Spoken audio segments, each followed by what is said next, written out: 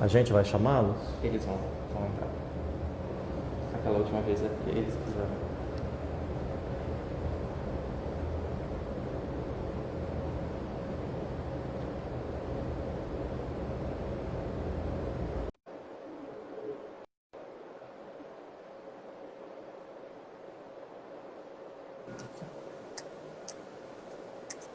Boa tarde. Tudo bem? Tudo bem, Maria Eduarda? Tudo certinho.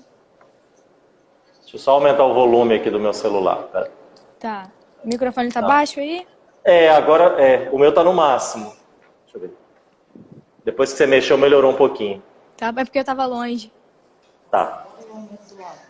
Mas podemos começar, viu? Tá bom. Posso fazer a primeira pergunta? Pode, claro. Tá bom.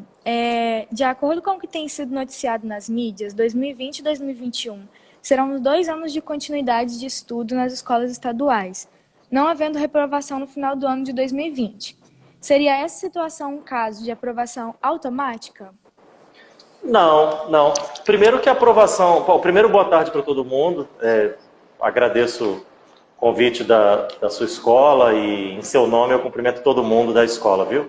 E assim como todo mundo que está assistindo a gente. Eu acho, em primeiro lugar... Maria Eduarda ou Eduarda? Maria Eduarda. Maria Eduarda, tá bom. Isso. Maria Eduarda, eu acho, em primeiro lugar, que a expressão aprovação automática, ela é uma maneira... É uma palavra que acabou pegando, né, nas redes de ensino que faziam um trabalho sério e que tinham uma intenção pedagógica. Qual era? Pensar um ciclo e, no final desse ciclo, aprovar ou reprovar o aluno. É porque muita gente acabou dizendo que isso era aprovar automaticamente o aluno. Isso não é verdade. Quer ver um exemplo? O aluno do primeiro ano, do Fundamental 1, ele também não é reprovado, né? Porque tem o ciclo de alfabetização. Então, a retenção dele, ou seja, a possibilidade de ele ser reprovado, está colocada mais para frente, né? E ninguém fala que esse aluno é aprovado automaticamente, né? Ninguém fala isso, inclusive. O que nós fizemos agora foi estabelecer de uma maneira excepcional, por causa da pandemia, para este momento, um ciclo 2021. Mas eu, pessoalmente, não sou contra essa política, desde que ela, e aí é verdade a preocupação, desde que ela não seja uma maneira de passar os alunos para frente, mascarando uma aprendizagem que pode ter ficado comprometida e não pensando em fazer nada mais adiante. Aí não, aí você tem o pior dos mundos, né? Porque você não reprova, não ensina e passa a pessoa, aí sim, automaticamente. Então, se for dentro de um trabalho estruturado, eu já não vejo como um problema trabalhar em ciclo. Isso já existe, como eu disse, no início da educação básica, a gente agora está implementando isso por causa da pandemia. Não há nenhuma perspectiva de que a gente implemente isso em outro momento, a gente não tem discutido isso, mas eu, pessoalmente, como educador, não sou contra. Me parece que é muito mais uma fama que ficou, sabe? E essa expressão aprovação automática diz muito a esse respeito. É verdade. Pode fazer a próxima pergunta? Pode, claro. Essa situação de continuidade não fará com que os alunos não se interessem mais em realizar as atividades esse ano, já que não haverá reprovação? Muita gente falou isso. A gente anunciou o novo calendário com essas regras no iniciozinho de agosto. E nós estamos fazendo o monitoramento do programa escolar. A gente fazia até o mês de agosto por mês, né? Então, abril, maio, junho, julho, e em agosto passamos a fazer quinzenalmente. Então, eu já tenho os dados da primeira quinzena de agosto, que foi a quinzena onde, teoricamente, deveria ter havido essa debandada aí que muita gente alegou que aconteceria diante desta informação. Ou seja, quando os alunos souberem que não vão reprovar em 2020, o sujeito estava escrevendo assim, sabe? Ele estava fazendo exercício. Quando ele ouvir a notícia, ele vai abandonar e vai largar o lápis assim na hora, né? E vai falar, não, então passei e acabou.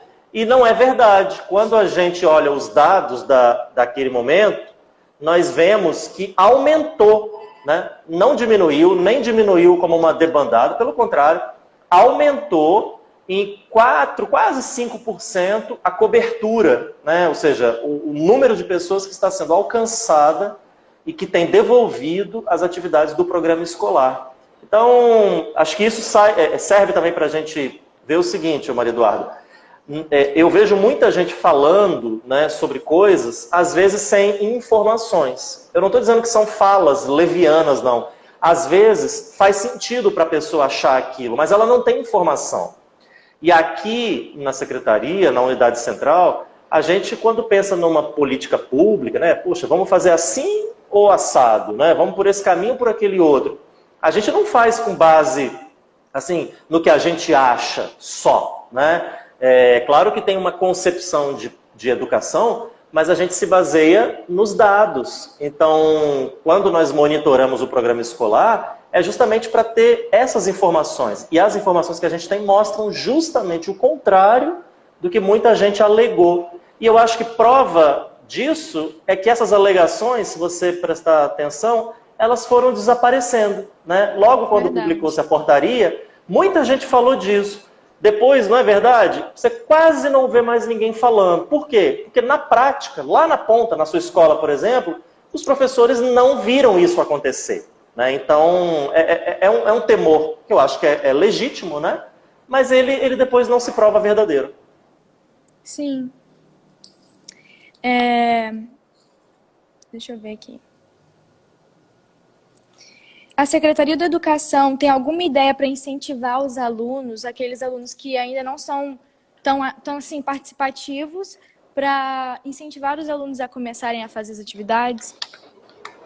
Sim, a gente... é importante dizer que a gente tem feito tudo o que é possível, né, para alcançar esses alunos. Nós ainda temos 10% hoje dos alunos que não são alcançados pelo programa escolar. Não porque ele não chegue nesses alunos, né?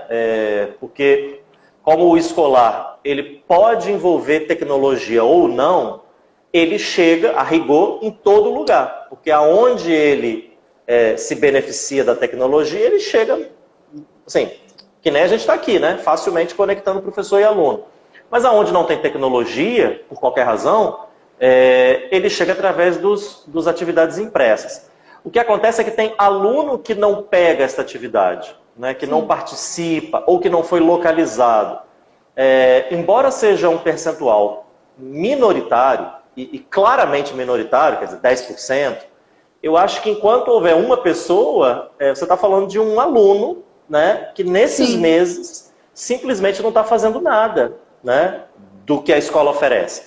E nós não estamos falando de um aluno, nós estamos falando 10% sobre o número de alunos que a gente tem na rede, de milhares e milhares de estudantes. Ou seja, é muita gente.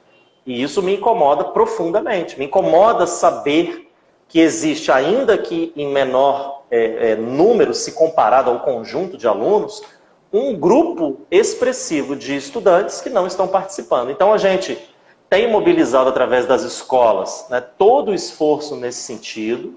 É claro que as escolas também têm suas limitações. O que nós estamos observando é que quer dizer, a gente está ainda verificando se é isso mesmo. Pode estar havendo dificuldade de o aluno ir até a escola pegar o exercício, né? Verdade.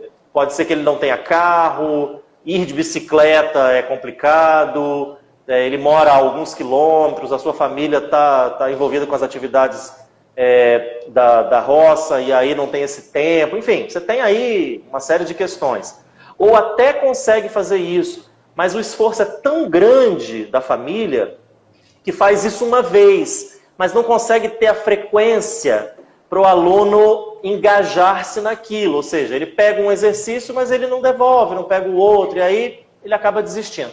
Então a gente está vendo, né, se isso é verdadeiro mesmo. Estamos fechando um levantamento a esse respeito, para a gente tentar, quem sabe a ideia é essa, usar do próprio transporte escolar como uma alternativa, não para levar aluno, mas para levar exercícios, né?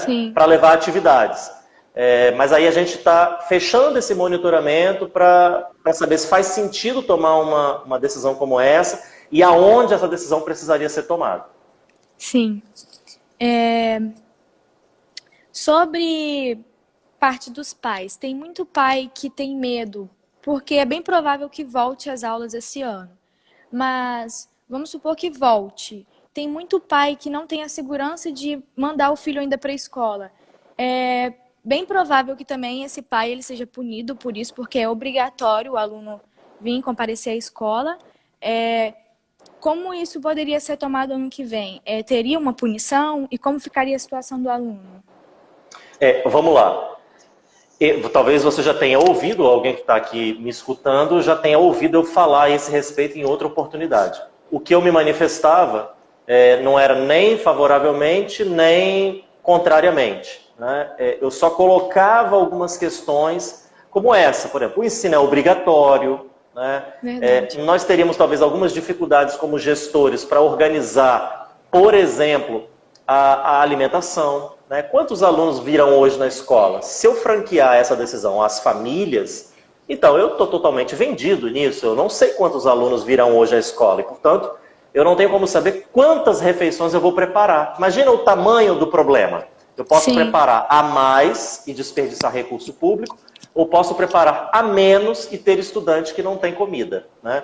Então tem coisas aí que às vezes quem está de fora não consegue visualizar, mas que são muito sérias. Mas eu não dizia isso nem para falar que os pais deveriam ter esse direito, nem para dizer o contrário.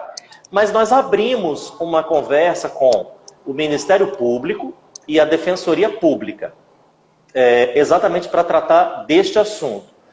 Por quê, Maria Eduarda? Porque a escola não cabe punição. Né? A escola pode punir, né, entre aspas, não é exatamente uma punição, mas a única coisa que a escola faz que se assemelha a isso é reprovar o aluno por falta. Né? Sim. Mas neste caso nem se trataria de falta, porque o aluno estaria presente, porém remotamente. Né? Como é você hoje presente na escola, você recebe presença, pela frequência que você tem na realização das atividades.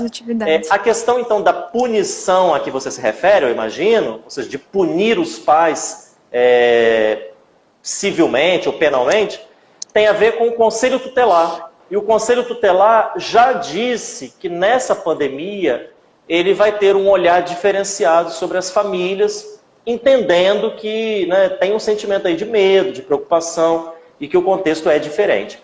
Nas nossas conversas com o Ministério Público e a Defensoria, tem ficado muito claro que a direção que nós vamos tomar vai ser a de flexibilização desse direito, dessa obrigação para os pais.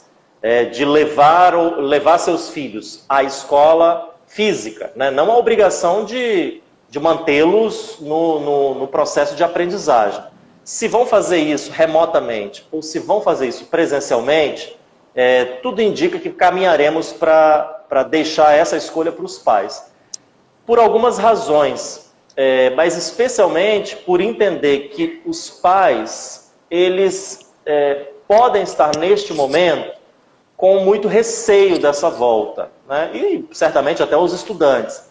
Nós temos como gestores a clareza de que só abriremos a escola quando for possível fazer isso com segurança, segundo orientação das autoridades de saúde. Eu já disse isso 500 mil vezes, né? Então, mas acho importante repetir. Mas até nisso pode haver pessoas que falam, olha, eu prefiro aguardar. Né? Então, assim, acho que a gente vai caminhar para isso. Claro, e aí para fechar a minha resposta, que nós não temos legislação nenhuma para isso. Tá? Então, nós vamos precisar criar regras. Por exemplo, tua família não quer que você vá à escola. Mas aonde que ela diz isso, né, para a escola? Porque a gente precisa saber. Você vem ou você não vem? Vamos supor que tua família escolha não enviar você à escola. Essa escolha vale até quando? É todo dia? Então ela não mandou hoje, mas manda amanhã? É por semana? É por mês? Porque, perceba, a gente tem que organizar a escola para receber um número X de alunos. E temos que dar também a oportunidade da família, por exemplo, não enviar seu filho porque vão ter medo no primeiro momento, mas depois o medo passando, querer enviar esse filho. Então não dá para dizer, olha, uma vez que você escolheu não mandar, perdeu, agora só no ano que vem. Né? Sim. Então essa normatização de como fazer isso é algo que nós ainda vamos construir. Mas é uma coisa simples, né? Mas só estou aqui dando uma pincelada em coisas que a gente não tem ainda resposta. Mas só como é que organiza esse direito? Mas, a princípio, a gente possivelmente deve caminhar para dar esse direito aos pais de escolher. Sim. Caso haja o retorno das aulas presenciais ainda em 2020, como ficará a situação dos alunos que encontram-se em grupo de risco? Poderia continuar de forma remota, no caso? Vão continuar, mas segundo a portaria da SEDU com a Secretaria de Saúde, a portaria que estabeleceu os protocolos sanitários para a volta, existem algumas situações que configuram grupo de risco, né? O grupo de risco não está impedido de voltar, mas ele é risco, né? Não é risco iminente também, mas é um risco. Então, assim, se quiser voltar, pode voltar. Lógico, precisa de uma autorização médica, uma autorização dos pais, mas não está interditado que ele volte. Como presumivelmente quem é do grupo de risco não vai voltar, né? Acho difícil pessoas do grupo de risco voltarem, mas a escola estará de portas abertas para recebê-los com segurança, né? Essas pessoas ficarão em casa, recebendo o mesmo atendimento que, em épocas normais, o aluno em regime hospitalar, aquele aluno que acaba, por exemplo, sofrendo um acidente, ele é hospitalizado, faz uma cirurgia, quer dizer, ele está afastado da escola. E a escola se organiza para atendê-lo. Vai ser, de maneira análoga, a mesma coisa, né? Então, como a gente já tem uma atividade remota acontecendo, essa atividade vai continuar para o aluno que está em casa.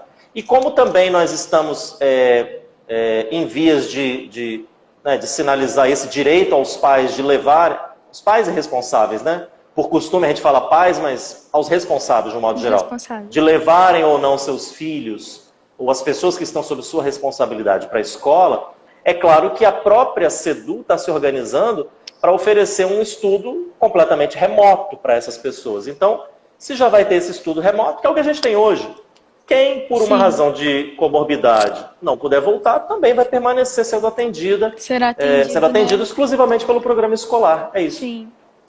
Em lives anteriores, o senhor falou do encerramento do ano letivo em janeiro de 2021. E agora temos ouvido falar de concluir o ano letivo de 2020, esse ano. A que se trata essa mudança? Haverá algum aumento de aulas ou aulas no sábado? Quando eu falei em lives anteriores sobre o calendário, eu falava sobre possibilidades. Sim, porque não é nada certo, né? Isso. E aí tem uma coisa que às vezes escapa aos alunos, às pessoas das escolas estaduais, de um modo geral, servidores, né, e alunos, que é a necessidade de a gente fazer uma conversa muito próxima com os municípios. Porque muitos municípios ofertam conosco o transporte escolar, por exemplo.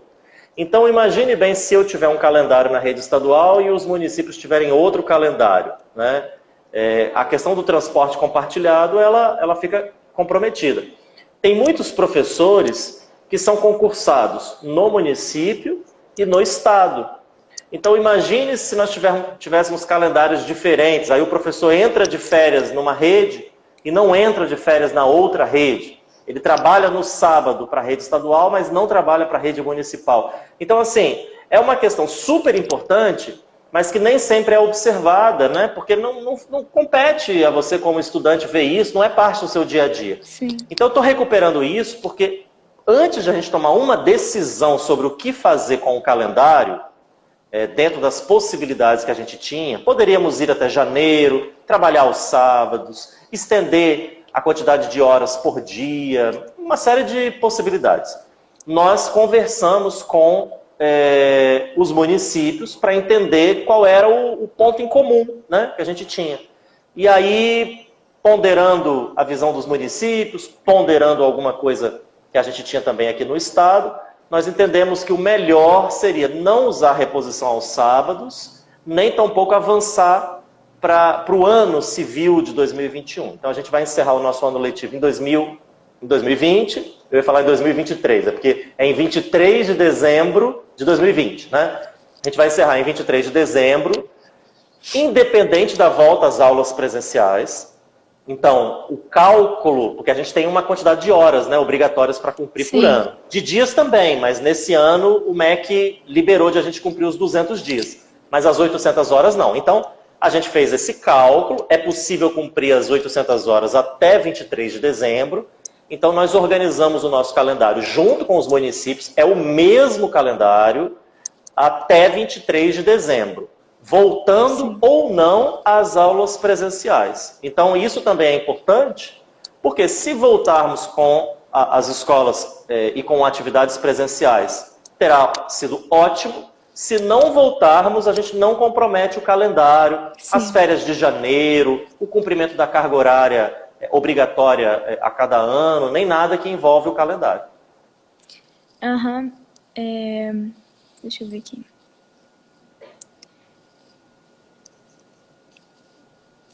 Sim. Sobre o aluno que frequentou o início desse ano letivo presencial. Porém, ele não realizou as atividades pedagógicas não presenciais nesse período virtual. Ele também será considerado desistente? A gente precisou tomar uma decisão, Maria Eduarda, e que eu entendo que ela é igual nota de corte, né, para dizer se você está acima ou abaixo da média. Você fala, mas é um absurdo isso. Sim, mas você tem que fixar um critério, né? Podia ser 7, podia ser 6, podia ser 5. Qualquer decisão é sempre arbitrária, em certo sentido, né? Mas é importante a gente entender o seguinte. Nós temos seguido o nosso ano desde abril com atividades remotas, né? Nós vamos até 23 de dezembro. Existe uma portaria, a 043, que tem todo o protocolo do que a escola tem que fazer para contactar o aluno e considerá-lo, ao final, um aluno desistente. Então, respeitado este protocolo e considerando a data de 23 de dezembro, ou seja, uma data que está mais para frente ainda, tem setembro, outubro, novembro e dezembro, ainda tem 4 meses, com possibilidade de a gente voltar às aulas presenciais, quem sabe, né? Então entenda, se o aluno não participar de nada disso, é complicado a gente passá-lo para 2021, porque aí sim eu sou obrigado a concordar com a tua primeira pergunta. Pode ser uma aprovação automática a ser dada para quem, na verdade, com tudo isso, está sinalizando que abandonou a escola, né? Então alguém pode alegar, mas ele não teve como fazer a atividade remota.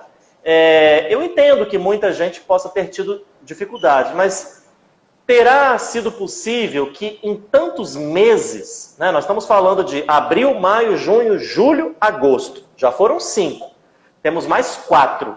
Em 9 meses, se um estudante e a sua família, até sabendo desta informação, né, sabendo que a gente vai considerar o aluno desistente, não conseguiu fazer um único exercício, entenda, é muito complicado a gente falar, olha, você está promovido para o ano de 2021, segue teu percurso, está tudo certo, né? A gente estaria talvez enganando a este aluno, enganando a família, e enganando a sociedade, né? Colocando um grupo de alunos em 2021, incluindo até aqueles que estão dizendo claramente, olha, eu abandonei a escola, eu já saí, vocês estão me passando adiante, mas eu já saí, entendeu? Seria injusto. Nós não estamos comemorando que ninguém saia, absolutamente, não é isso. Nós não estamos sendo condescendentes com a evasão, pelo contrário, mas o trabalho de evasão não é passar o aluno a qualquer custo para 2021.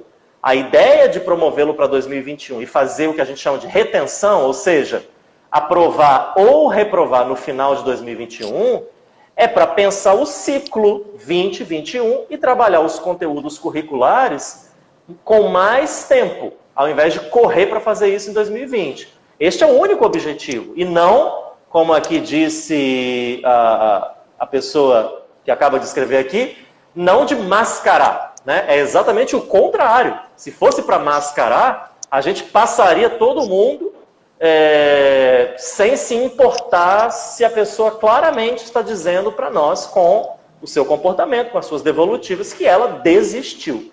Então, eu entendo que possa haver alguma discordância pontual em relação a isso, mas a gente precisou fazer um corte, né? Uma decisão a esse respeito.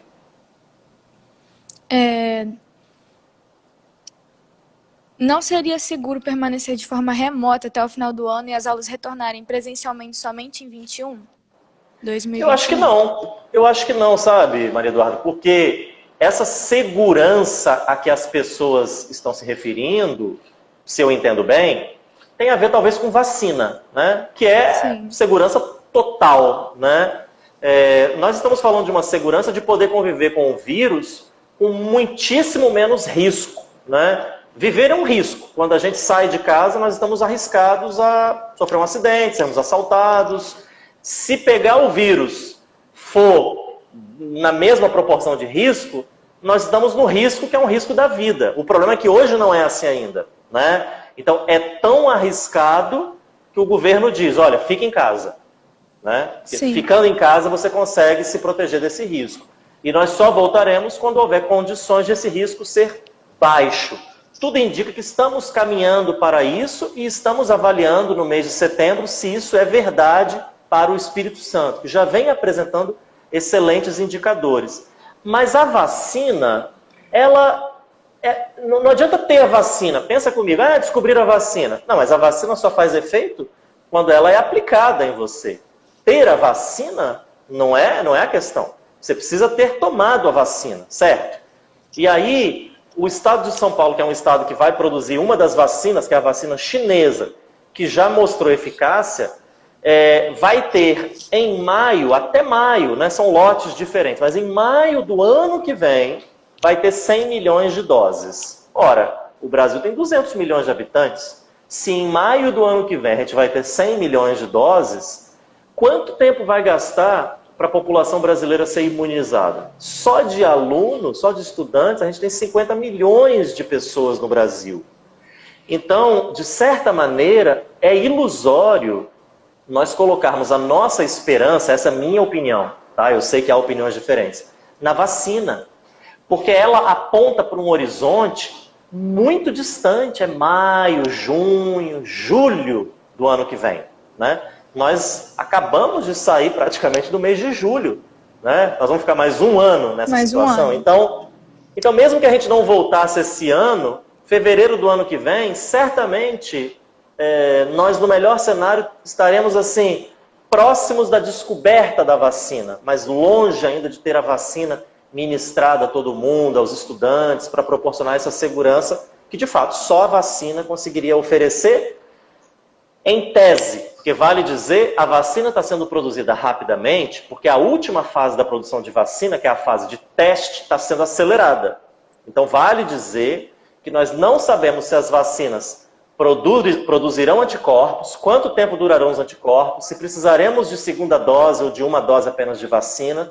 Então a gente não sabe sobre a eficácia da vacina. Toda a conta que eu fiz aqui com você foi sobre ter a vacina e aplicar a vacina na população. Se ela é eficaz ou não, a gente vai saber na prática. Então, imagina, é um cenário de muita incerteza.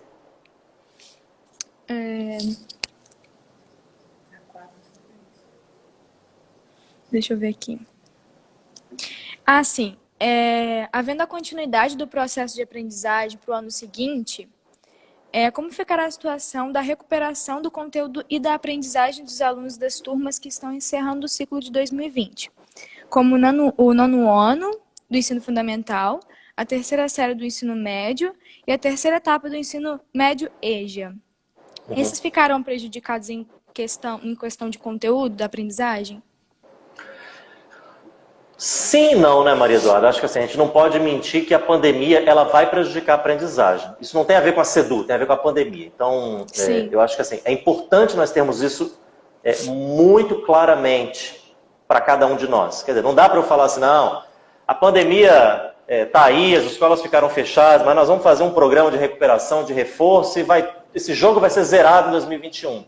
Não é assim que funciona, né? A gente diz que os resultados em educação, eles demoram a aparecer e também os prejuízos não desaparecem no curto prazo, né? Então, nós teremos ainda prejuízos que a pandemia trouxe e trará para os nossos alunos. O que nós estamos fazendo na SEDU é todo o esforço para diminuir ao máximo este prejuízo, né? Isso é o que nos cabe, né?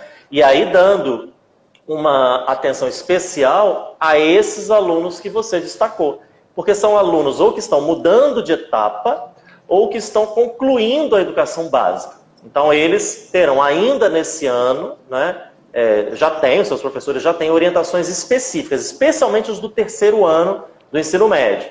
No caso dos outros alunos que vão virar a etapa, às vezes até saindo da rede municipal para a rede estadual, nós estamos conversando com as prefeituras para organizar a maneira como a gente vai fazer esse trabalho no iníciozinho de 2021, né? Para fazer também de uma maneira coordenada, igual fizemos com o calendário, que eu destaquei há alguns minutos. No mais, é um trabalho mesmo de recuperação, de reforço, de aprofundamento, a partir da avaliação que a gente vai fazer dos alunos. Então, nós vamos dividir os alunos em 3 grupos, não fisicamente, né? 3 grupos que vão ser objeto de um tipo de intervenção pedagógica. Os alunos que tiveram até 30% da aprendizagem vão ter recuperação, porque eles não aprenderam os conteúdos essenciais. Os que aprenderam até 60% vão ter reforço, porque eles aprenderam, mas não a contento. E os que aprenderam acima disso vão ter aprofundamento. Isso está muito bem explicado no nosso plano de retorno às aulas, que deve ser divulgado nos próximos dias para consulta pública, conforme nós já anunciamos há várias semanas, mas é um documento bem extenso que a gente veio construindo, aqui também há muitas mãos. Estamos finalizando esse documento para colocá-lo em consulta pública, e ali tem tudo bem detalhadinho a respeito disso que você me pergunta. Sim, eu gostaria de citar o fato que eu sou do terceiro ano. É uma situação assim, um pouco complicada, porque terceiro ano geralmente está se preparando para o Enem, e a gente não teve o pré-Enem, foi uma coisa assim, meio, né, complicada de lidar, porque a gente não sabia como fazer. Os professores estão fazendo de tudo que podem, né, passando atividade, trabalho e tudo mais. Só que a gente fica um pouco preocupado, né, porque não sabe o que fazer por conta do pré-Enem. É verdade o que você está falando, eu sei que é verdade. Nós fizemos 2 coisas, né? E temos uma terceira para o futuro. O que nós fizemos? No CONSED, que é o Conselho de Secretários de Educação, que reúne os secretários estaduais de educação, a gente batalhou muito junto ao MEC para adiar a data do Enem. Não foi para maio, mas ficou em janeiro, né? Então já ajudou um pouco, né, os estudantes. E numa outra frente, nós orientamos os professores a trabalharem os componentes essenciais para o Enem, e no site do escolar, que está dentro do site da SEDU, disponibilizamos o material, né, uma série de recursos voltados especificamente para o Enem. Então são 2 coisas feitas para agora. Para o ano que vem, o que eu estou propondo, né, não é um anúncio ainda, porque a gente precisa estruturar isso bem, é que a gente possa oportunizar para alunas como você, para alunos, né, como você, a chance de fazer o pré-ENEM, mesmo depois de ter saído da nossa rede. Porque, quer dizer, a gente precisa reconhecer, há um prejuízo, como eu disse, para fazer o Enem, ainda que ele tenha sido adiado. Mas o próximo Enem vai ser logo depois, né? Setembro, outubro do ano seguinte. Se você tiver a oportunidade de, mesmo fora da rede, se preparar para o próximo Enem, caso não tenha êxito na prova de janeiro, né, eu acho que é uma outra medida que nós, como rede estadual, podemos fazer para diminuir esses prejuízos que, inevitavelmente, chegaram aí para vocês exatamente nessa hora chave, né, que é o encerramento da educação básica e um projeto de seguir adiante para o ensino superior, projeto esse para o qual o Enem ele é fundamental. Então, aproveitando que eu estou aqui, eu gostaria muito de agradecer, né, pelo apoio, porque muitos professores, eles planejaram trabalhos, atividades, né, para poder preparar a gente melhor, mesmo não tendo as aulas presenciais, mas ter o conteúdo em mãos para a gente poder conseguir estudar em casa. E um pouco de segurança também, né? Teve muitos professores que fizeram grupos com os alunos. Olha, pessoal, se tiver dúvida, né? Pode me perguntar e tudo mais. Sempre se mostraram muito ao dispor dos alunos. E eu gostaria de agradecer também pela atenção. E eu vou fazer a última pergunta aqui. Deixa eu só, antes de você passar para essa pergunta, aproveitar que Sim. você falou isso, porque assim, os professores são um show de bola, né? Sim, e não só eles, lógico, tem os pedagogos, tem os diretores, o pessoal da secretaria. Eu costumo dizer que quando tem para o bem e para o mal, né? Notícias boas e ruins, conquistas e eventuais problemas, as coisas acabam recaindo sobre mim, no caso, né, como secretário, também sobre o governador, porque a gente, de certa maneira, é o rosto público do governo e da secretaria, né? Só que por trás não, à frente da gente, né, tem muito mais gente cujos rostos são desconhecidos das pessoas. Então, quando tem uma conquista, as pessoas me entrevistam, sou eu que estou representando o governo, sou eu que estou representando a secretaria, mas a gente precisa sempre reconhecer que, até é óbvio isso, numericamente eu só sou um, né? Então, as coisas acontecem porque tem milhares e milhares de professores que se comprometem, né, com uma causa que não é do governo, que não é da minha gestão na SEDU, é a causa do aluno, né? É isso que você falou. Então, é o aluno que está diante dele, quer fazer o Enem, quer entrar no vestibular, e é isso que motiva os professores. Então, assim, aproveitar que você falou isso, porque também eu preciso fazer esse reconhecimento público, né? Eu sempre faço, e não é adular, não, né? É um reconhecimento sincero. Sim. Logo no início da suspensão das aulas presenciais, tivemos um período considerado como férias. Sabendo que nesse período não houve folga, passeio, tranquilidade ou descanso, tendo em vista a tensão inicial e a necessidade de isolamento social por causa do Covid-19, assim, levando em consideração o desgaste mental nesse momento atual, existe alguma previsão para recesso escolar para os alunos ainda nesse período letivo até dezembro de 2020? Ô, Maria Eduarda, quando eu me lembro quando as escolas fecharam, um colega secretário também de Estado falou assim, olha, eu ouvi aí que acho que só em agosto que a gente volta, né? E devia ser abril, quando ele me falou isso. Eu achei tão absurda a fala, porque imagine bem, nunca na minha vida, você que já está terminando a educação básica, você deve estar aí com 17 anos, imagina? Sim. Né? Você nunca passou por nada parecido com isso, né? E desejamos que nunca mais passe, né? Que seja realmente uma vez só na vida. Então, assim, em toda a sua vida escolar, na minha vida escolar, eu nunca passei por isso. E quando as escolas fecharam, eu achei que ia ser um negócio ali de um mês, exagerando muito, né? 2, 3 meses. Quando ele falou agosto, eu pensei assim, acho que ele tá equivocado. E aí os meses foram se passando, o governador ia renovando o decreto, suspendendo a aula, e chegamos a setembro, né? Lá atrás, quando ainda eu achava que não chegaríamos agora com escolas fechadas, eu discutia, e disse isso publicamente, a possibilidade de termos sim um recesso, que seria em outubro, né? Talvez ali na semana do dia 12 de outubro, tem 2 feriados, Nossa Senhora e o dia dos professores e dos servidores, no dia 15, né, dos profissionais de educação. Seria até um bom momento de fazer uma parada, tendo em vista que já tem 2 feriados naquela semana. Só que veja bem, nós estamos em setembro, as aulas estão suspensas até o final desse mês. Quando nós anunciarmos a volta às aulas, não será para o dia seguinte, né? Ainda precisaremos colocar ali uns 10 dias, uns 15 dias, para as escolas se organizarem naquilo que elas precisam fazer.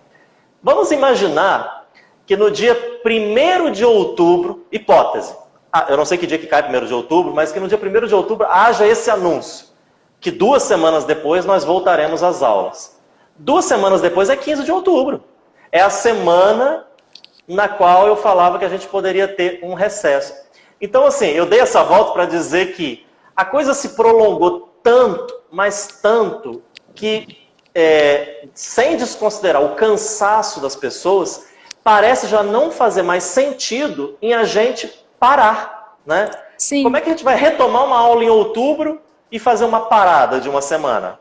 Vai parecer até meio absurdo, né? Sim. Então, assim, respeitando muito esse cansaço, porque ele é meu também, né? De todos. Eu, por exemplo, não tive férias em 2019 e em 2020 só tive uma semana de férias, em janeiro. Uma semana. E não tive mais férias, né? E não posso nem pensar em tirar férias. Imagina eu falar que vou tirar férias agora, né? É uma coisa inimaginável. Então, assim, é um cansaço de todo mundo aqui na secretaria, na unidade central, nas superintendências, entre diretores, entre professores, né? Eu sei que entre professores ainda mais, porque eles tiveram que se reinventar muito naquilo que estavam acostumados a fazer, né? Então, as aulas mudaram completamente, o jeito de dar aula. Então, assim, não estou nem um pouco desconsiderando isso, pelo contrário. Mas hoje eu acho que não faz sentido, pelo ponto em que nós chegamos, não faz sentido voltar, o que seria no melhor cenário, em outubro, num ano que vai acabar 2 meses e meio depois e parar no meio desse caminho. Então, assim, eu acho que nessa hora vale a pena, eu sei que está todo mundo já se esforçando, alunos e professores, né? Mas vale a pena a gente tirar aí um gás de algum outro lugar, né? Dar um a mais nosso, seguir até o fim do ano e ter nossas férias em janeiro, normalmente, né? Aí sim, descansar, aproveitar bem e voltar com as baterias recarregadas para 2021, porque vai ser um ano também ainda muito desafiador, que não tenhamos dúvida disso. Sim, para repor tudo, né? O que isso, foi isso. deixado esse ano. Foi isso as minhas perguntas. Gostaria de agradecer a atenção de vocês, a atenção dos professores, a atenção do pessoal da live também.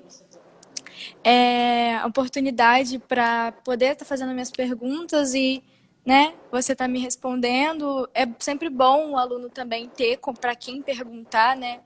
Porque a gente não está podendo ter a facilidade de se comunicar com os professores pelo trabalho que eles estão tendo. É muito aluno para dar conta virtualmente, difícil também. Uhum. Aí também é difícil de dar notícia para a gente, às vezes está... Mas eu gostaria de agradecer por você estar tirando seu tempinho para responder as minhas perguntas. É isso. Muito obrigada.